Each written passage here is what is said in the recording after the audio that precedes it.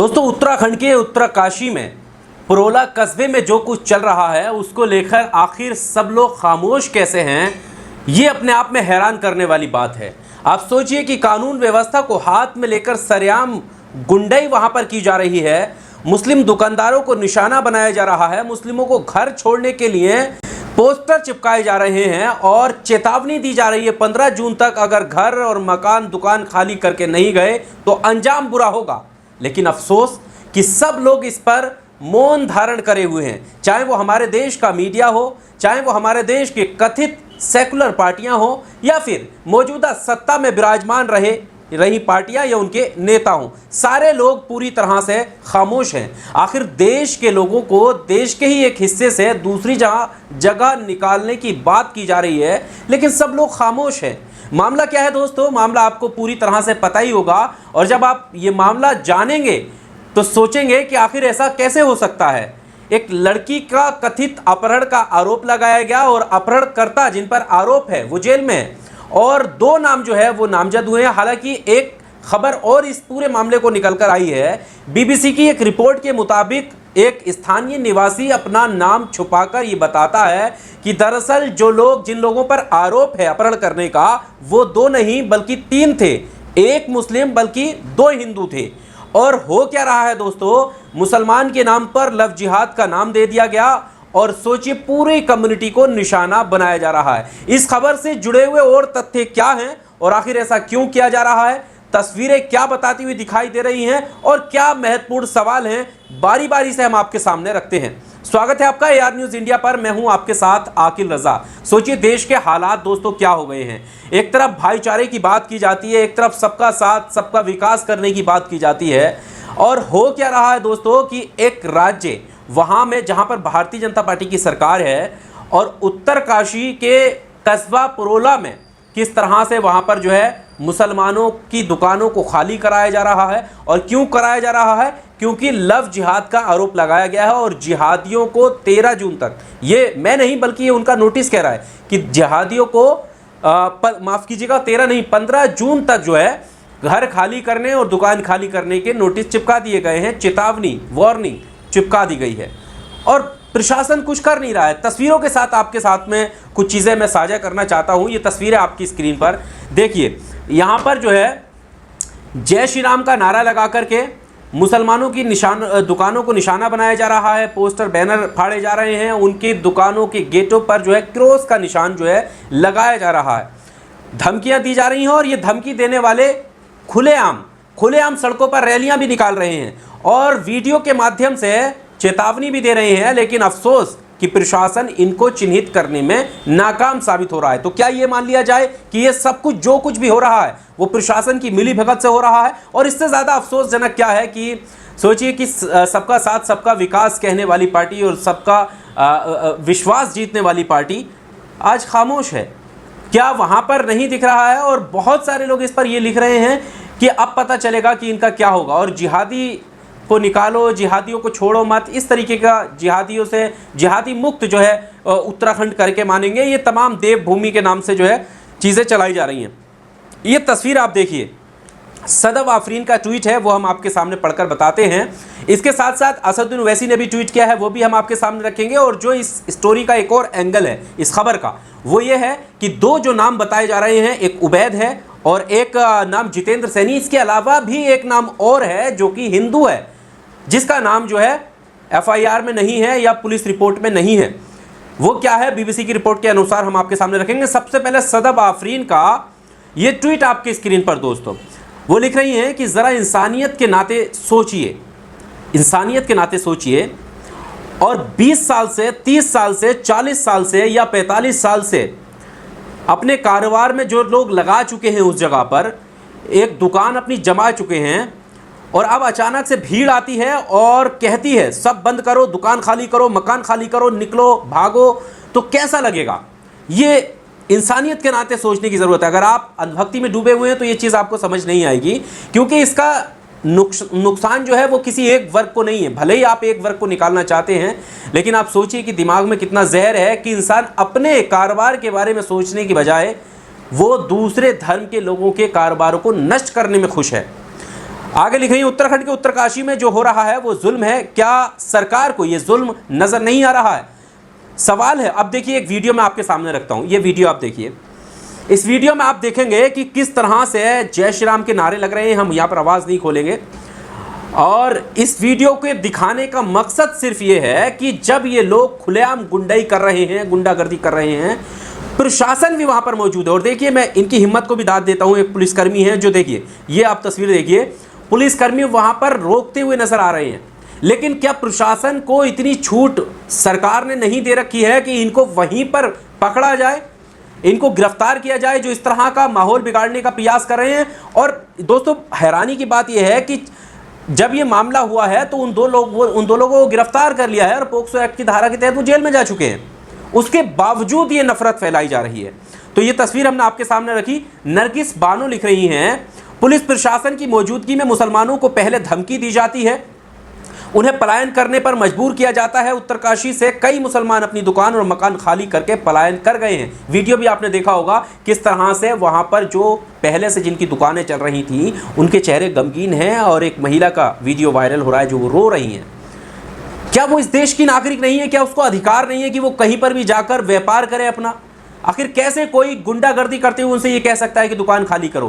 प्रशासन का काम है, अगर कोई गलत गतिविधि में इन्वॉल्व है तो उसको पकड़े, चाहे वो हिंदू हो, मुसलमान हो, सिख हो, ईसाई हो, किसी भी धर्म से ताल्लुक़ रखने वाला हो। लेकिन सिर्फ एक नाम, लव जिहाद के नाम पर पूरे जो कौम है, कम्युनिटी है, उसको निशाना बनाया जा रहा है।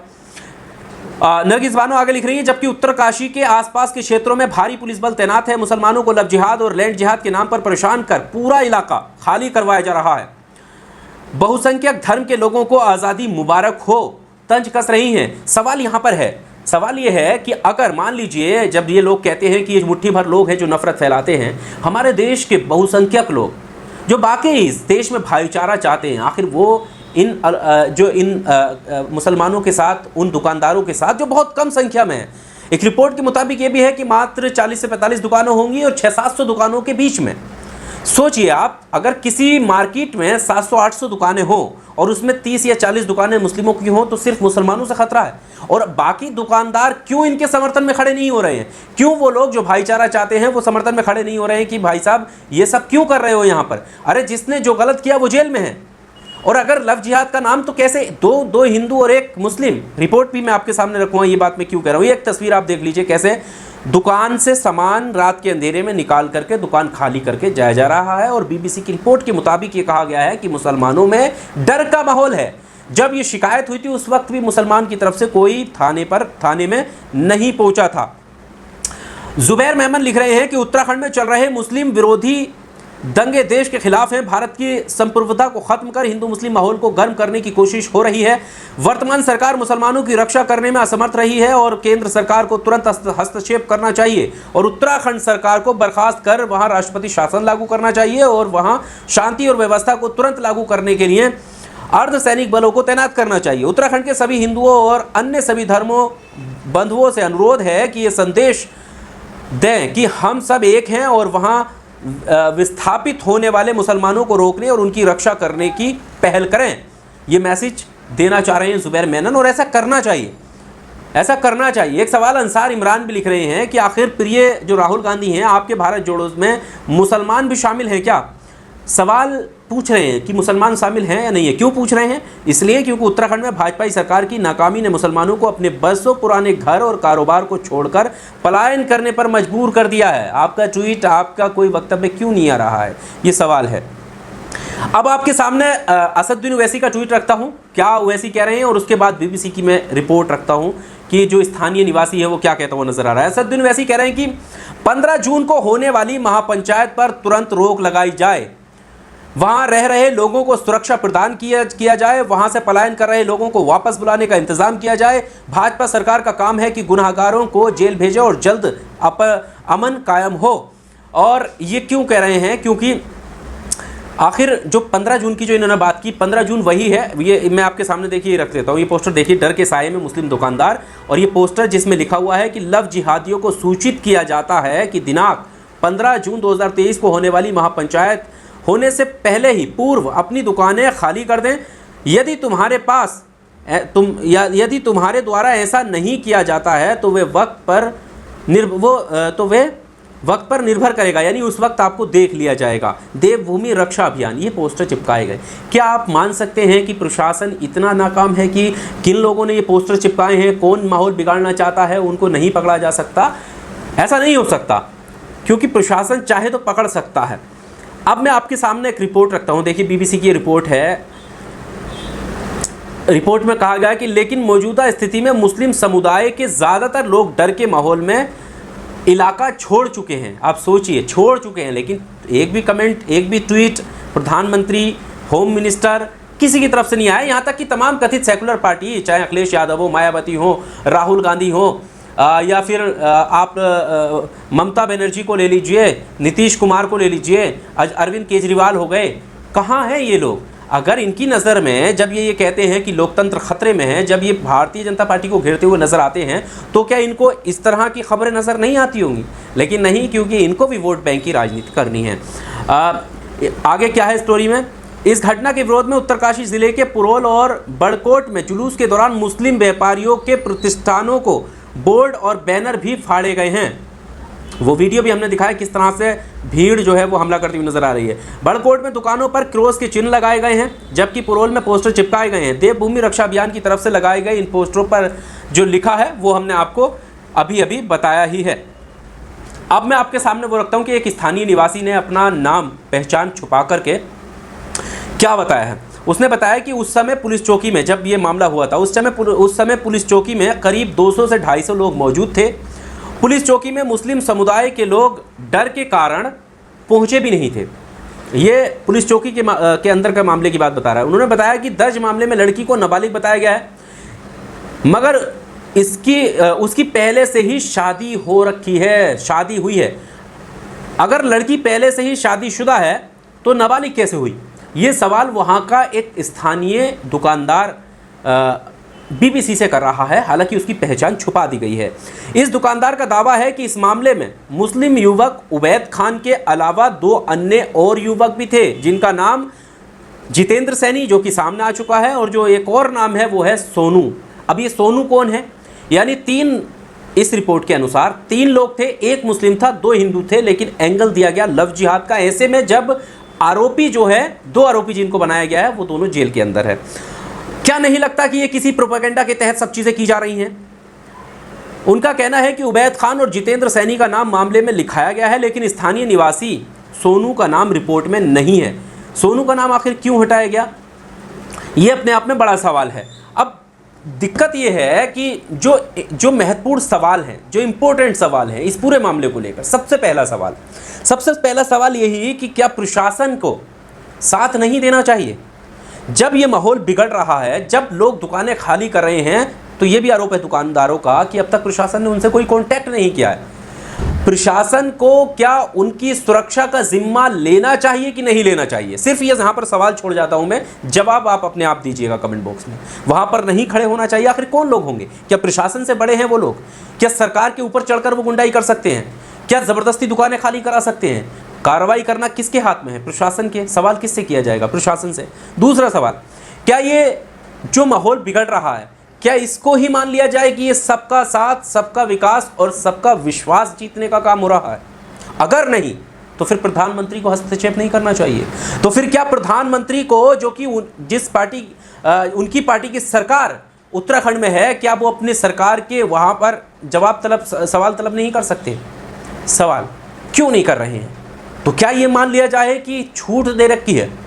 सवाल नंबर 3, बाकी जो लोग हैं, जो लोग बाकी वहाँ पर दुकान लगाते आए हैं और लंबे समय से वहाँ पर जो है कारोबार हो रहा होगा, सिर्फ इस माहौल की वजह से अगर ये हो रहा है तो ये चंद दिनों की बात है। ये बात सही है, नफ़रत ज़्यादा देर तक नहीं टिकती है, लेकिन जितने देर तक ये टिकेगी ये बहुत सारे लोगों को नुकसान पहुँचाएगी। और वो लोग न हिंदू होंगे, न मुसलमान होंगे, न सिख होंगे, न ईसाई होंगे, बल्कि इस देश के नागरिक होंगे, और इस बात को समझने की ज़रूरत है।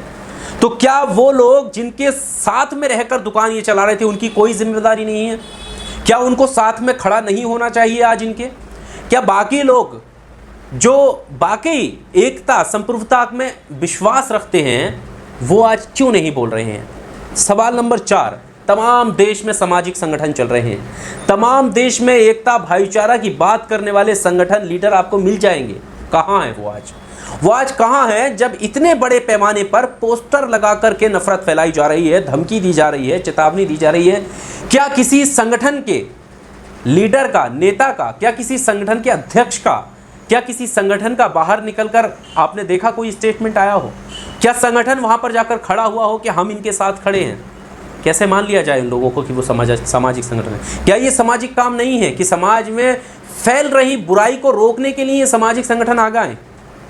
तो ये तमाम सवाल हैं, छोड़ जाते हैं। आपको इस पूरे जो भी कुछ उत्तरकाशी में हो रहा है उसको लेकर क्या कुछ कहना है, कौन इसके लिए जिम्मेदार है और किस तरह से आवाज़ बुलंद करनी चाहिए, कमेंट बॉक्स में आकर अपनी राय जरूर। वीडियो को लाइक और शेयर जरूर कीजिएगा दोस्तों। शेयर करेंगे तो हमारी आवाज़ दूसरों तक जाएगी और एक मजबूती भी आएगी। शुक्रिया। Subscribe now and press the bell icon. Never miss an update.